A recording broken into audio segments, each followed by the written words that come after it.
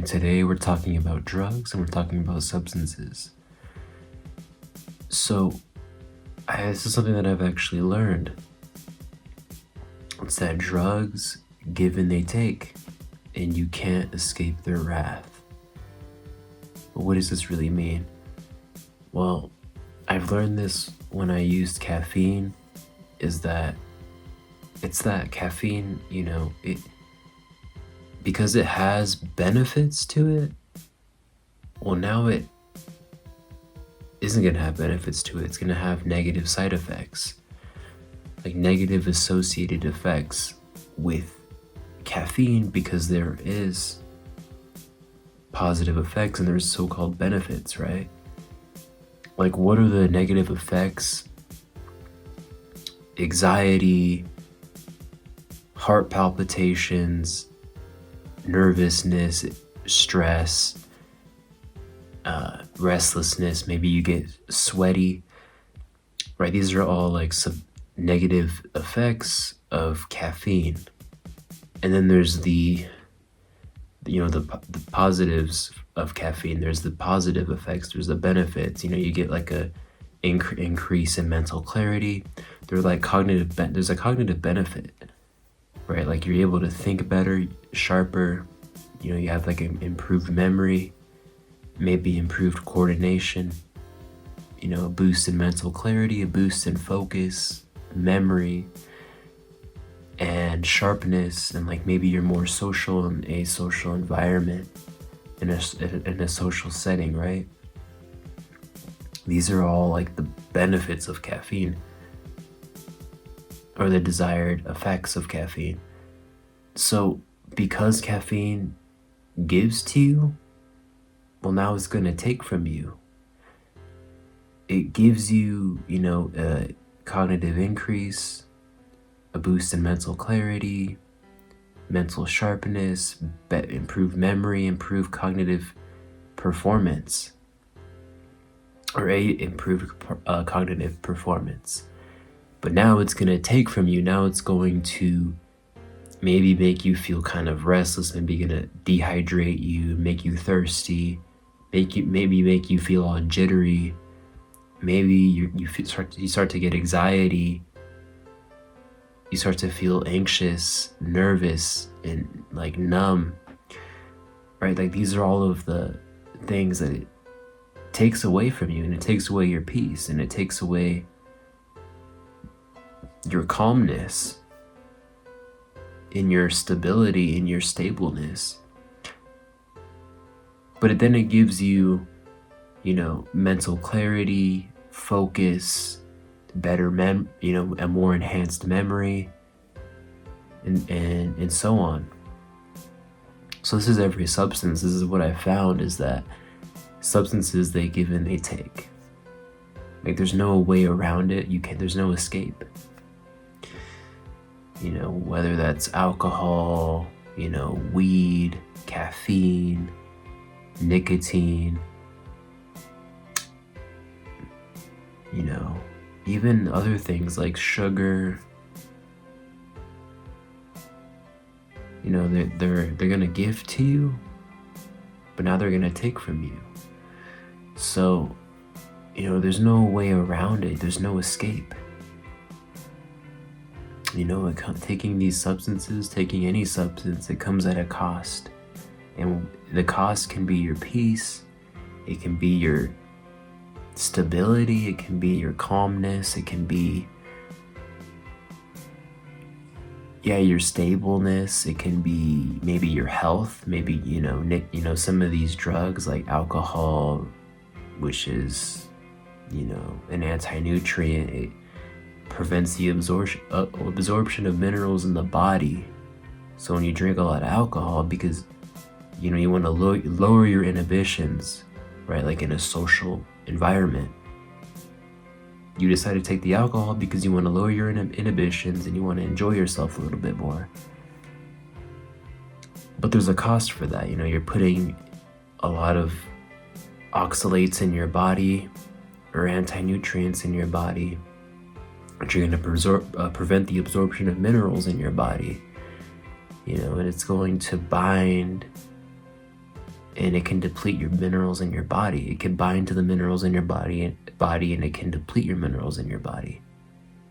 And it can draw you closer to a vitamin deficiency depending on what your diet is and your habits are and how you eat.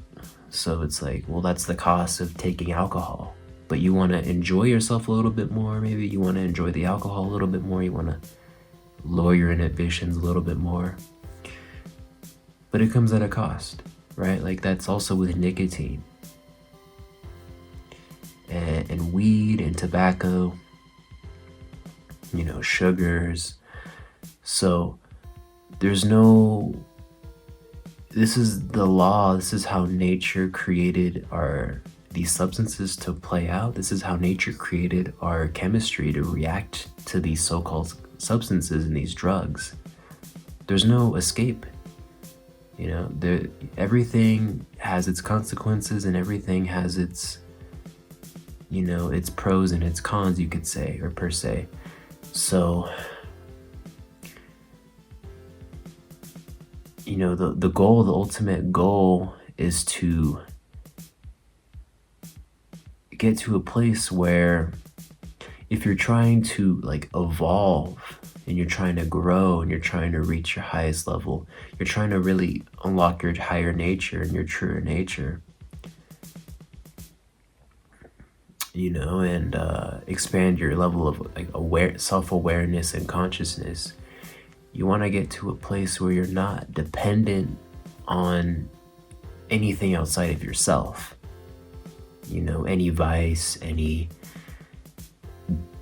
drug or substances, you're not seeking anything outside of yourself for stability, for comfort, to sort of cope and handle your day-to-day life and your daily struggles or your daily activities. So the goal is to eliminate all of these vices that you have, all of these bad habits that you have, because they give and they take from you, and depending on how you use it, depending on why you use it, depending on your code of conduct, depending on your genetics, right?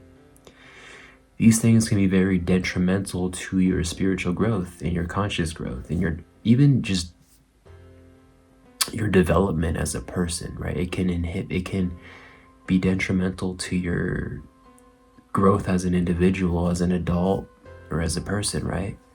Because you could be doing these bad habits, these vices that can really distract you and take away from being able to work in the areas that you have to work towards and work in. Because so many people, I know a lot of people, I've met a lot of people who smoke a lot of weed, or they do certain drugs, or they're alcoholics because they don't want to face themselves and they don't want to work in certain areas of themselves that need to be worked on. They don't want to face their darkness, right? It's easier not to face yourself when you're just clouded all the time and your mind is clouded all the time by drugs or alcohol. A lot of people don't want to face themselves. They don't want to face reality. They don't want to face their darkness. They don't want to face their demons. It's easier for them to take the vice or take the drug or pick up the bottle than to face themselves, than to address the things that need to be addressed, address the skeletons in the closet, right? So this can really be detrimental to your growth as a person, and especially as spiritually, consciously. This can really block spiritual growth and character growth as well, because you're not allowed to recognize and see the areas that you need to work on for yourself, and see the areas that you have to improve upon and work in and face. You get so clouded by these things, you're so distracted, and it's easy just to keep going with it and keep riding along with it. So you don't have to, you can avoid putting in the work, you can avoid taking accountability for your life or responsibility for your life. So that's another thing with like drug use and alcohol, not alcohol, but like substance use when it comes to spiritual growth and spirituality, and even just developmental growth, like character growth, like, you know, developing as a person. So another thing is that there's this thing that happens when you transcend and you like ascend that addiction, that vice, or that bad habit, you know, or the substance that, you know, that substance habit or attachment that you had. When you eliminate that addiction that you had for yourself, that vice, that bad habit, you know, like for me back then, it was, I used to play a lot of video games, and you know, I used to be obsessed. I used to like play video games for like 8 to 10 hours every day. And it's like I got to a point where that was like my whole middle school year was I would play like Minecraft every day. I would come home, I would like leave and I would go to the library and I would go play Minecraft for like 8 hours, and then I would come home to play Minecraft for like another 8 hours or 6 hours. I didn't realize how like in deep that I was in that addiction until I was out of that addiction, until I was like free from that addiction. You know, I had a video game addiction for a little bit, particularly a Minecraft addiction. And this was really just bad for me. I would spend like hours and hours and hours every day playing, and I would like literally I would go to the library and I would go just play with everybody right after school. And then I would literally come home. I would play at the library for like 7 hours or whatever. And then I would go home and then I would play for like another 5 hours. I just play nonstop. You know, Minecraft was like a drug for me in middle school. So I didn't realize how like deep I was in that little addiction until I was out of that addiction, until I was free from that addiction. And yeah, it was really bad. Like looking back now, it was really, really bad. But when I was in it, it was like, oh yeah, this is amazing. This is fun.